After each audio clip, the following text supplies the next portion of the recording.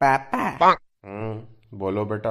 ये सब लोग मिडिल क्लास इतना करते रहते हैं, इसका मतलब क्या होता है मिडिल क्लास का? मिडिल क्लास मतलब हम बेटा।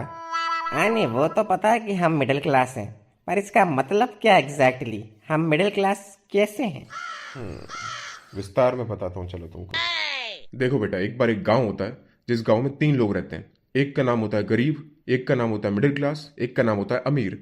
अब गांव में सभी लोगों को सुविधा मिल सके, इसके लिए यह तय होता है कि सभी लोगों को टैक्स देना पड़ेगा, महीने का 100-100 रुपए।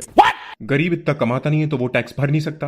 अमीर के पास अपने जुगाड़ है तो वो कुछ ना कुछ करके अपना टैक्स बचा लेता है। अब बचा मिडिल क्लास जिसको पूरा टैक्स भरना पड़ता है। ओ, फिर तो मिडिल क्लास को पूरी सुविधाएं मिलती होंगी ना पापा, क्योंकि वो पूरा टैक्स भर रहा है। नहीं बेटा, सुविधा मिलती है गरीब को क्योंकि वो गरीब है, और अमीर को क्योंकि उसके पास ताकत है। तो हमें क्या मिलता है पापा? बेटा, हमें मिलता है एक सर्टिफिकेट कि हम गरीब और अमीर दोनों के अन्नदाता हैं। हमारे टैक्स के पैसों से गरीब के घर में राशन पानी भिजवा देती है सरकार, और हम जो लोन के ऊपर बैंक को इंटरेस्ट का पैसा देते हैं, वही पैसा बैंक किसी अमीर आदमी को दे देता है ताकि वो अमीर आदमी इस देश को छोड़कर भाग जाए। तो इन शॉर्ट बेटा, हम इस देश के सुपर हीरो हैं। अन्नदाता हैं हम गरीबों और अमीरों के।